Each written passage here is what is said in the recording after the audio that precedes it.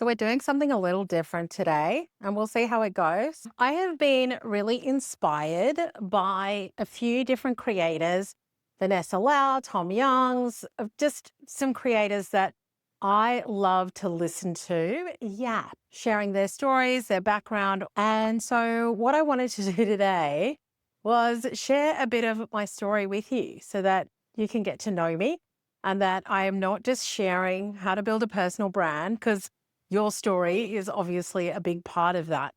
So that's what I thought I'd share with you today.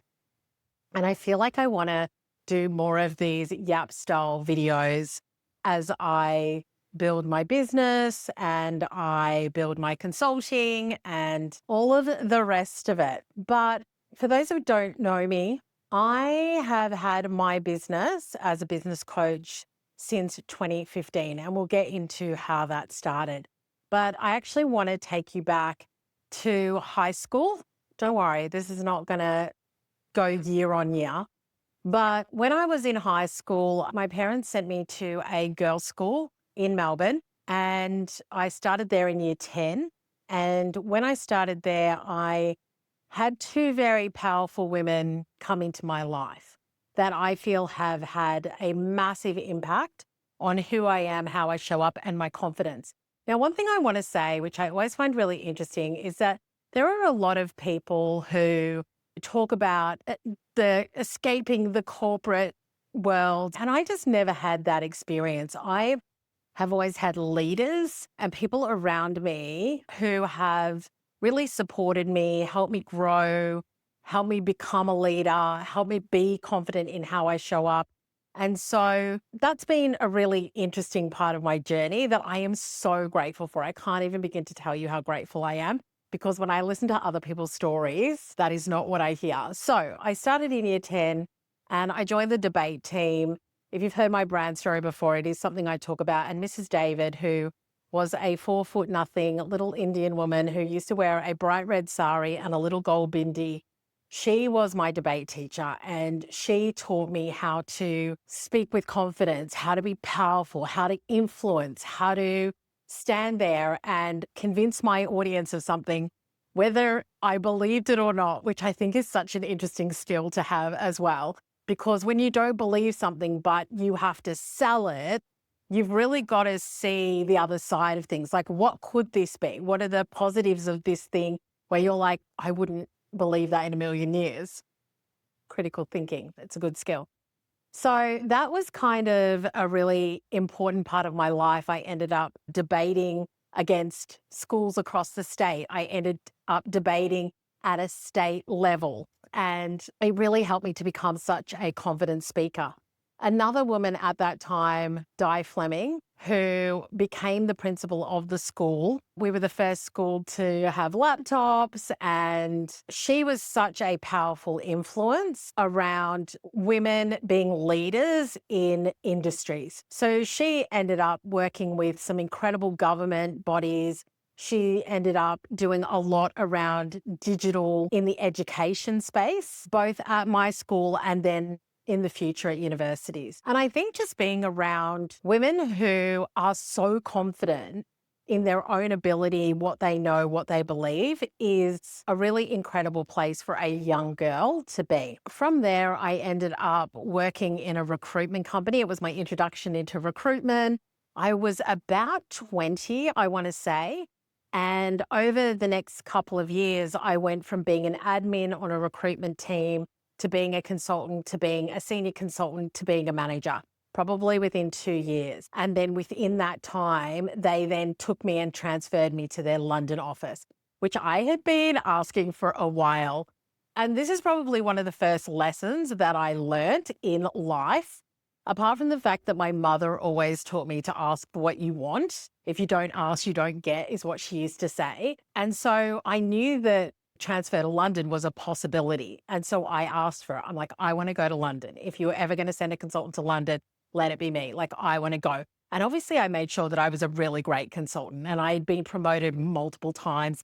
I had hit my targets and they ended up transferring me to London. And I stayed in London for 8.5 years. Now, I'm one of those Aussies that are like, yeah, I'll just stay another year. I'll just stay one more year, just one more year.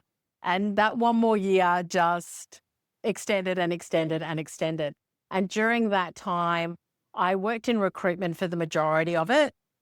And I ended up working for a business that sponsored me so that I was able to stay. And then I ended up at Deloitte Consulting, managing their consulting recruitment division, where we had a team of about 15 based in the UK as well as in Eastern Europe. Our support team was in Eastern Europe.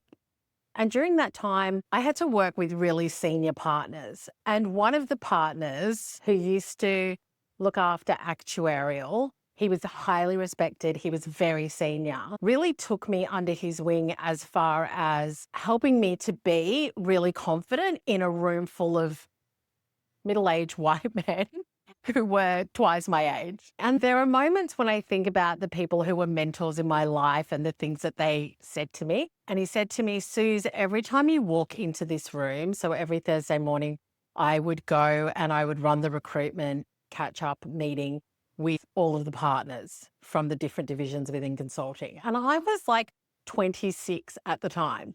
And he used to say to me, Suze, when you walk in this room, I want you to remember that you are an expert at what you do and that we need you to tell us what it is that's happening, what we need to do, how we're going to hit our goals. Like, you are the expert in this room at this time.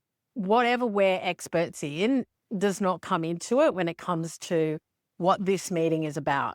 And he really helped me to see my value when I was in a room with people who were much more experienced, much more senior than I was. And I think that is something that I have carried with me, you know, where no matter who you're with, just remember the value that you bring. We all have our own value to contribute. And so I ended up doing that work, and we had this big project, and this is how I got into branding, out of recruitment and into branding, was that we had a really big project where we had to recruit over 100 consultants in a very short period of time. And we had a brand agency consultant come in, and we ended up doing this huge employer branding project with activations. So newspaper, train stations, universities, advertising, events. And it was so exciting. I was like, what is this? Like, this is amazing. And it was really taking my recruitment skills, because I was the lead from the head of recruiting within consulting, working with the brand consultant and then the partners to be able to execute on this huge project. And I was just like, this is amazing. What is this?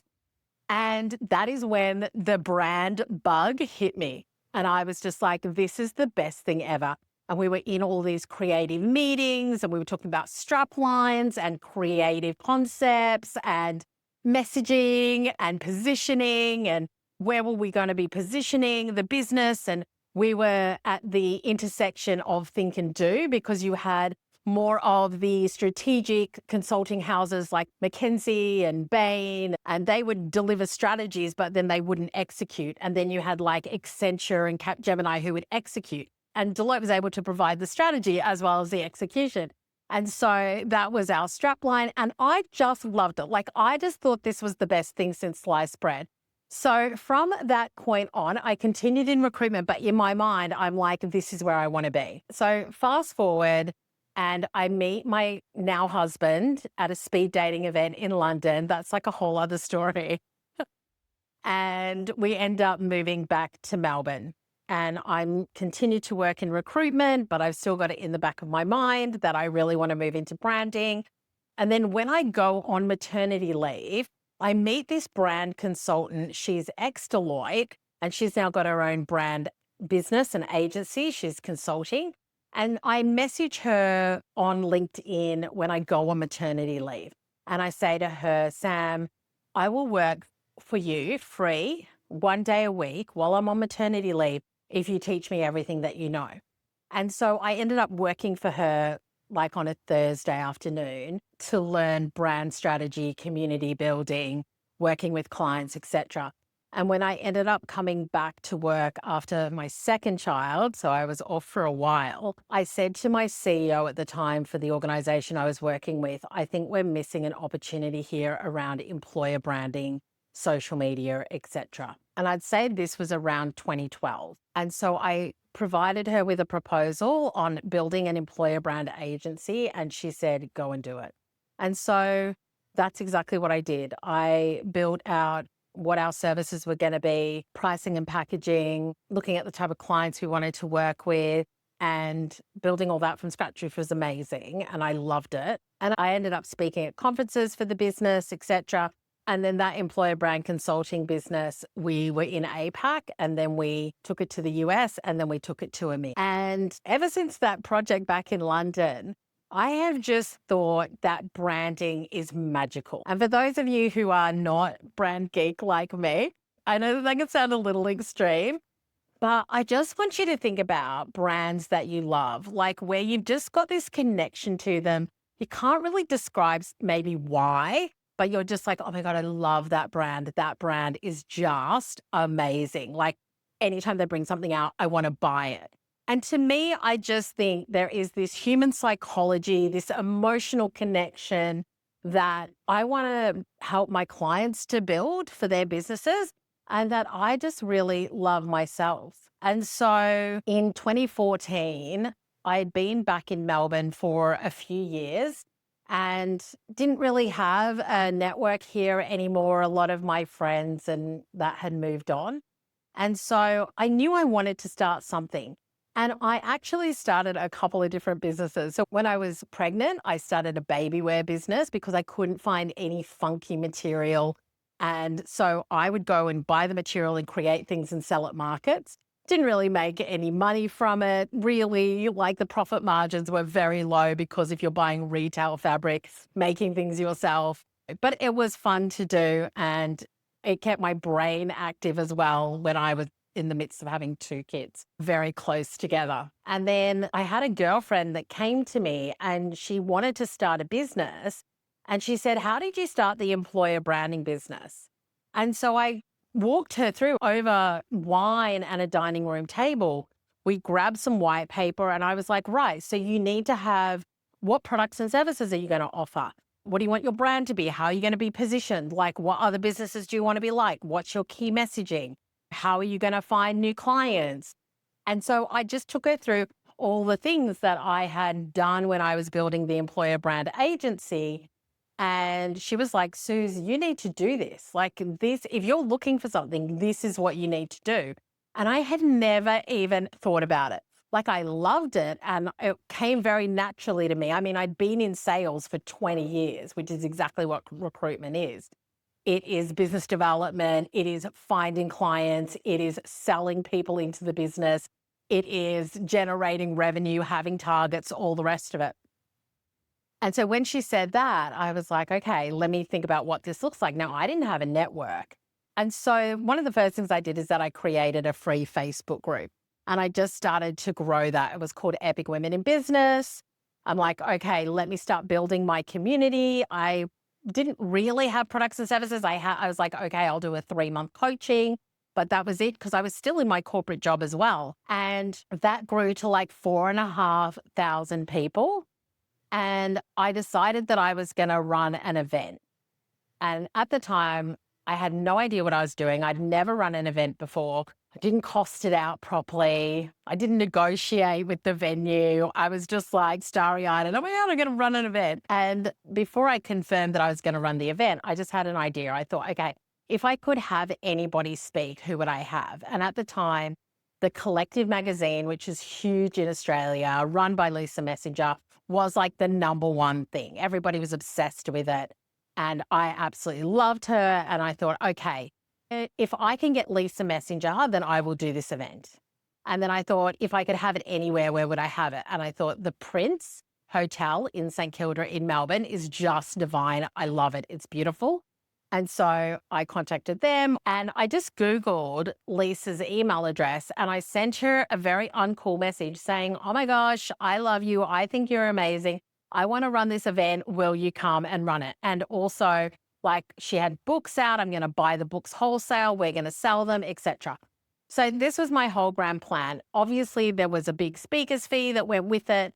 And eventually, after a lot of tears and a lot of like struggle, we ran the event and we ended up with around about 200 people in a day at an evening event.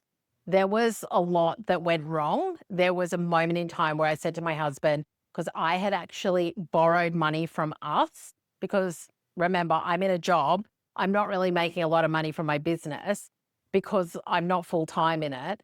And so I had borrowed money from our mortgage, like from additional money that we had put on the mortgage. And I said to him, we could lose $20,000. And my husband, who is one of the greatest men ever, was just like, we'll figure it out. So while I'm crying under the desk, panicking, he's like, it'll work. Like, we'll figure it out. In the end, we broke even, which was fine, got all the money back. But what happened is that I ended up building a huge Melbourne-based community, which was exactly what I needed. And from there, I ended up going 4 days a week, then 3 days a week. And then I went full-time in my business because I'd gotten my business to multiple six figures whilst I was still working in a job. And so there were so many lessons that I learned during that time, but really just having a vision for something and being like, okay, I'm going to work it out as I go and I'm going to figure out exactly what I need to do and I'm going to swing big, I think just really positioned me in a great way, because me positioning myself alongside Lisa at the time, running this big event in this beautiful environment, and now bringing all of these people into my community, I ended up getting a lot of clients from it as well. And then I ended up building my online course, and that went gangbusters at the time and was just one of the best things ever. And then I was speaking, I had a course, I was doing some consulting and then private coaching. And that's really how the business ended up where it is. And that was like 2015. So the business has been going now for 10 years. And there have been so many ups and downs. And I think one of the things that I would absolutely say is that I have had months where I've had $100,000 months, and then other times like where the business has wavered. Yeah. Like, I'm never going to sit here and be like, it's just been amazing every step of the way. The only trajectory has been up. No, it's been challenging. And there have been times when we've been absolutely amazing, huge earnings, great revenue, blowing my own mind. And other times where I'm just like, what the hell happened? How did we get here? And just having to navigate that. And I think that anybody that tells you that it is just smooth sailing the whole way, I'm just going to say, I think that they're lying because I think that there's a lot of challenges. And I think that you've constantly got to be in a place of learning and growing and knowing that you have to master new skills.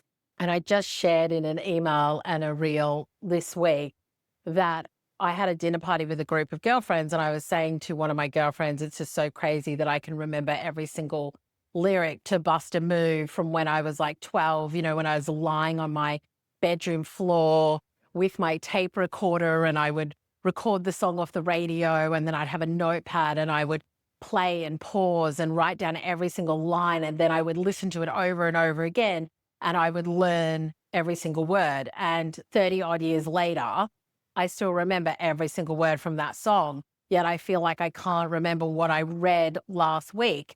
And she just said to me, imagine if you spent as much time and intention as you did when you learned that song on things that you want to learn now. And I'm just like blowing my mind. That's so crazy that I have not really thought about that. And really being a student of business is so important, especially as we're now, social media is changing, AI is here.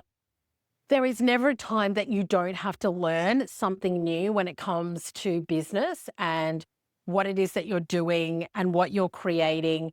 And for me as a coach, I do find it really challenging, feeling like you've got to keep up with so much because you want to be able to advise your clients on it. But I think the other side of that coin is really knowing where you want to play and making sure that you are staying in your own lane and not trying to be everything to everybody as well. And I think for me, that's something that I'm really working on myself, where I'm like, I am here to help my clients build their personal brand, become more confident to show up, get really clear on their message so that they can show up and share that and attract the clients that they want. And so focusing on that and consistently focusing on that is absolutely something that I need to just keep myself accountable to. Because otherwise you're like, okay, and I'm going to do AI and I'm going to do this and I'm going to do that. I'm going to do all of the things. And I think that when you try and be everything to everybody, you're making it very challenging for yourself and you're probably diluting the value that you bring as well. And so, as a mama of two teenagers now and whose business is at a mature stage, I am always looking at how I'm growing on a personal level and helping my clients to grow as well. But it's not easy. And I think that's the other thing that I want to say as well is that I have to have conversations with myself on the regular around keeping everything on track, staying focused, staying motivated, and making sure that I'm doing the stuff I want to do and that it's profitable and that it's bringing me the types of clients that I want as well and being able to have the impact that I want to whilst also developing myself. It's a lot. Yeah. You want to be a great mom, a great wife, a great friend, a great coach, a great business owner. And it is acknowledging and recognizing that you've really got to look after yourself in the process and make sure that you're not putting too much on yourself, but that you're able to also become the person that you want to be. I know that I don't want to get to the end of, my business and my days and think I left it on the table. Like I didn't do everything I wanted to do. I didn't create the thing I wanted to create. And having that ambition is challenging as well. But I just don't think that you can be in business and not have that ambition too. Let me know if you think differently, but that's kind of what I've experienced and realized. So that's my first, a little bit of a brand story, how I got here and where I am right now. And if you've got any questions, let me know. But I just kind of wanted to do something a little bit different and share that with you. And I'm thinking that I might do it like once a month. We'll see how we go. If this has been of interest, then let me know. If not, let me know. But obviously, I'll continue to share all of the content on building your business, building your personal brand, building your confidence as well, because that is what I'm here to do. I'll see you next time.